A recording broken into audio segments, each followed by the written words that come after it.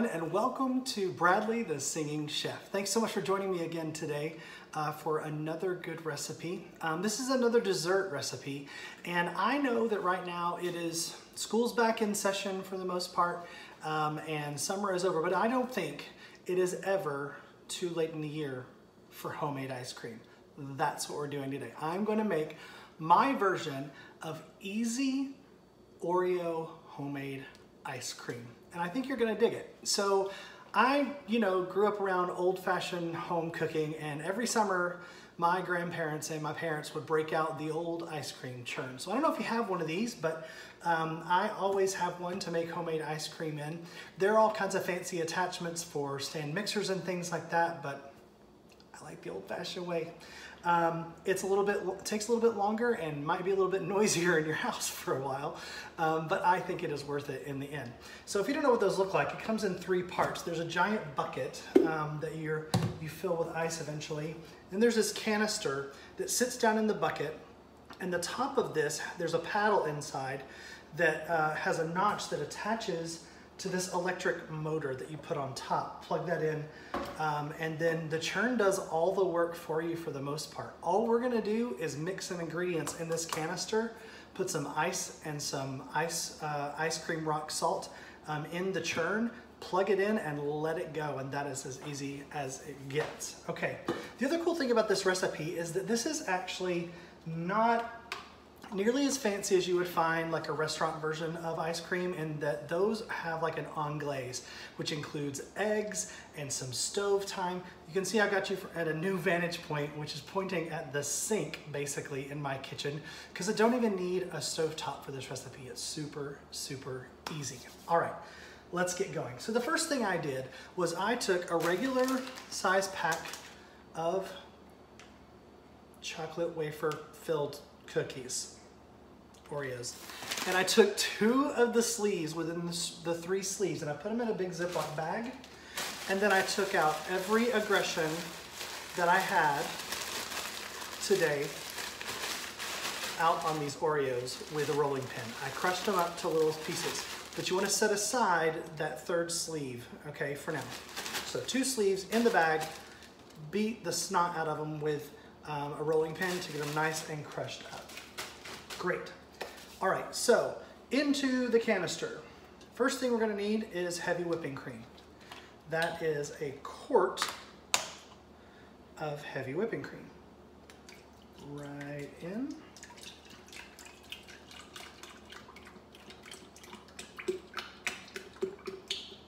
There we go. All right, then a quart of half and half. So not quite as heavy as the cream. Now you could make this with 2 quarts of heavy whipping cream. I just like the half and half. I think it helps make the ice cream a little bit lighter. It's not as heavy in general. Now in this canister that I'm looking at, there is a fill line that's about yay high. And it's on the inside, and it literally says the words fill line. You can't screw this up. So you take a look at where you are with those 2 quarts of liquid, and anything that you need at the end, we're gonna fill it with just regular milk, the end. You can use almond milk if that's what you like, yeah. Okay, next we have a can of sweetened condensed milk, and I'm only gonna use, for this recipe, a half of a can. There is so much sugar in those cookies that I don't need the full can. If I were making a vanilla base or a vanilla based other flavor, if I was gonna add fruit for strawberry ice cream or banana ice cream or peach ice cream, I would use the entire can of the condensed milk. But for this one, I only need half. Okay, so in.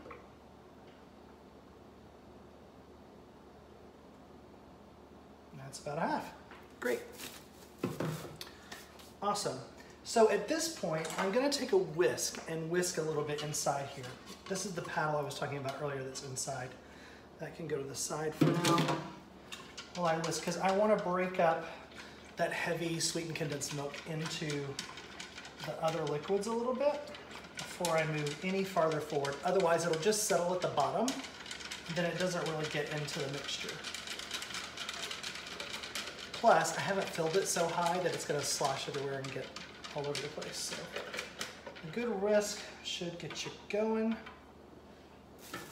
Now I can put my paddle back in. On the paddle, there's a notch side for the motor and there's a rounded side on the bottom, and that's so that that can slide. There's a sort of a notch in the bottom for that to twirl around, and you can see I'm twirling it around in there. That's what's gonna happen with the electric motor eventually. Okay, lastly, I need about a teaspoon of vanilla. That's about a teaspoon. And then I need to put Oreos in. Excuse me, my chocolate cream-filled cookies. And don't want to be prejudiced against other versions. Great. Get those all down in there. Great. Now, I know I told you earlier about filling it to the fill line with extra milk. You notice I waited on that. I wanted to make sure that any other ingredients that I put into the ice cream base, like these cookies, they're gonna, of course, displace some liquid and thus make it a little bit fuller. So I wanna make sure that I did that before I started adding any further liquid to the pot. Great, still got some to go, so I've got some regular milk. I've got 2 cups here, which is perfect. Great. Now, that is it, folks. That is all that goes into this canister. So now, canister, I need to put the lid on. Fits right there. And then that goes into the blue bucket that I showed you earlier. And then we are going to take ice from your freezer, or I bought a bag of ice, and just fill, sorry, that's gonna be loud, all the sides of your churn with ice. Now I'm gonna go about halfway up on both sides with the ice.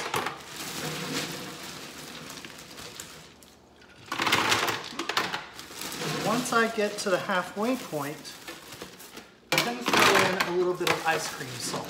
Now, you've probably been in the grocery store and you've been buying salt and you see this box that says ice cream salt and you're like, what in the world is that for? So just like, you know, when it snows here in Florida, doesn't happen. That's why I can still make ice cream in September. There, you know, you put salt on the roads to eliminate ice. So what this does is it helps melt the ice just slightly. They're large crystals of salt, so it's not like small, tiny crystals at all.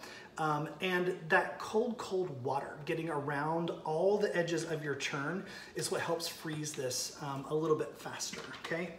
So I'm gonna pour in just a little bit of salt on both sides. Great. And then continue filling with ice all the way to the top of the churn.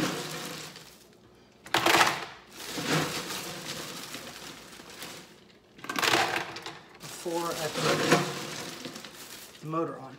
Now also on the sides of your ice cream churn bucket, which you can get at pretty much, I would say most stores that would sell like housewares of kitchen sort, you can probably find this, whether it's like Target or Walmart or wherever, you can find a churn like this.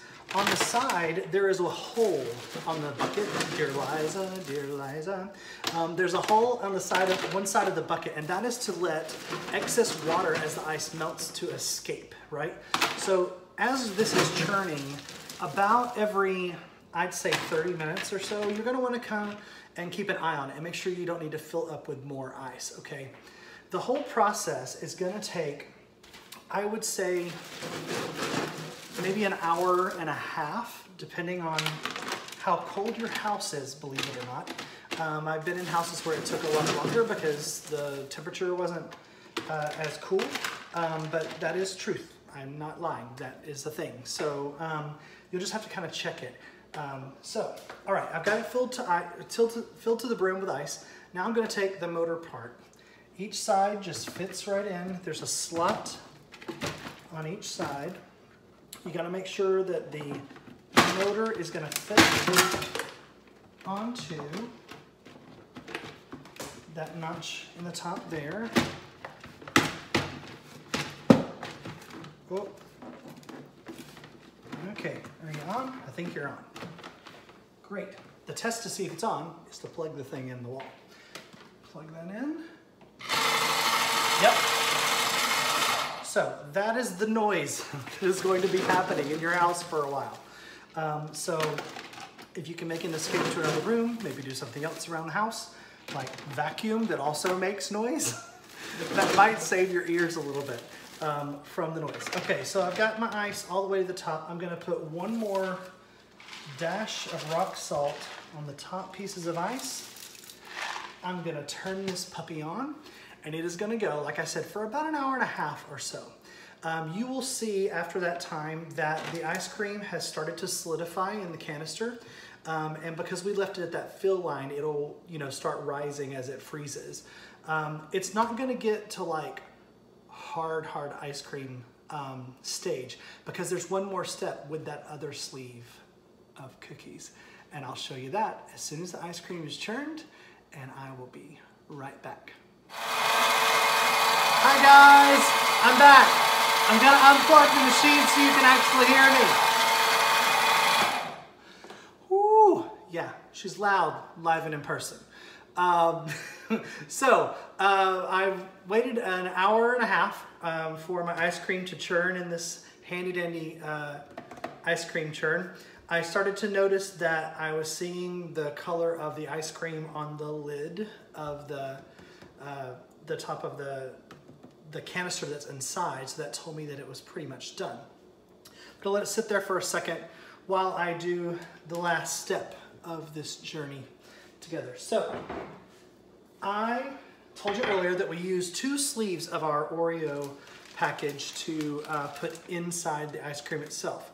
The third sleeve, I'm gonna add and fold into the ice cream at the last minute to maintain some integrity of the cookies, okay?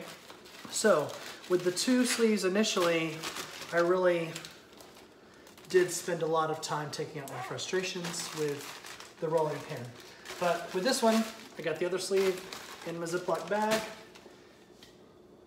My dangerously huge rolling pin is going to just lightly hit these a little bit. Like, I'm not gonna pulverize them as much as I did for the ice cream base, so that hopefully in bites of ice cream I get some of these along the way. All right, rolling pin to the side. All right, take off the top of the motor here, set that to the side. All the ice pretty much away at this point, and I can lift of yum out. All right, so there it is. Took the whole canister out. Wipe all the ice off the top.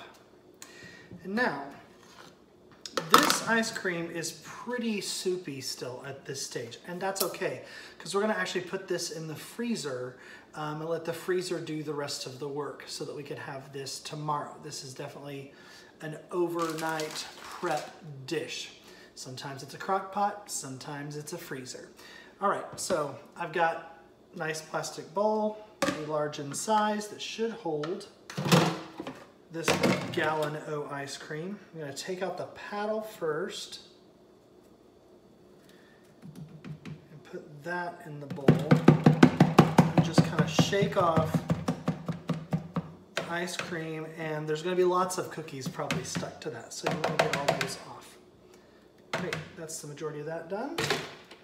And then I'm gonna take half of the mixture, that's what it looks like in the canister if you can see it, pour that in.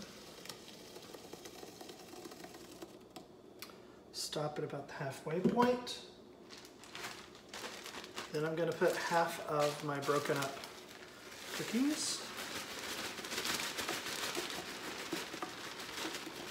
in. Great. Give that a quick stir to just distribute. And then I'm gonna pour the rest into a bowl. that, ladies and gentlemen, is pretty much it for making Oreo ice cream. I'm gonna take the rest of these cookies, dump those right on top. Don't waste any. Again, I'm gonna take my whisk, distribute those into the ice cream base. This is what it should look like, okay?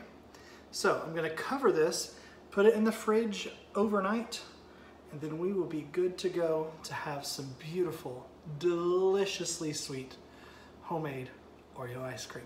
I'll see you in the morning, guys. Hey guys, good morning. Welcome back to Bradley the Singing Chef. I'm so excited because my ice cream is ready. I put it in the container overnight for it to freeze. Took it out a few minutes ago just to make sure that it was scoopable and ready to go. So let's dig in.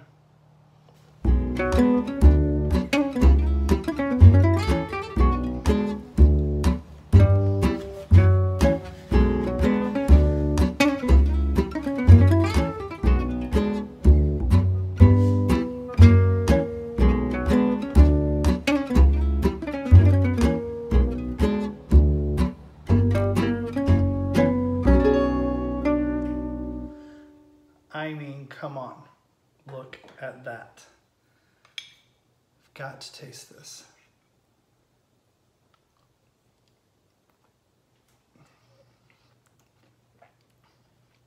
Oh yeah. I mean, it's as good, if not better, than any cookies and cream, Oreo ice cream you've ever had. Trust me. You don't need any fancy ingredients. As long as you've got the right equipment, the ice cream churn, it really does all the work for you. I hope you will try to make your own ice cream. You can start with just that vanilla base and add whatever flavors. You don't have to do Oreos, though. This is really good. And you can feel free to use fruit or whatever flavoring you want to in your vanilla base. Again, it's eggless, no anglaise, no stovetop necessary. Just got to use that ice cream churn and a little bit of time during the day and overnight for it to fully freeze. I hope you'll try this. It tastes so good. Can't wait for you to try it.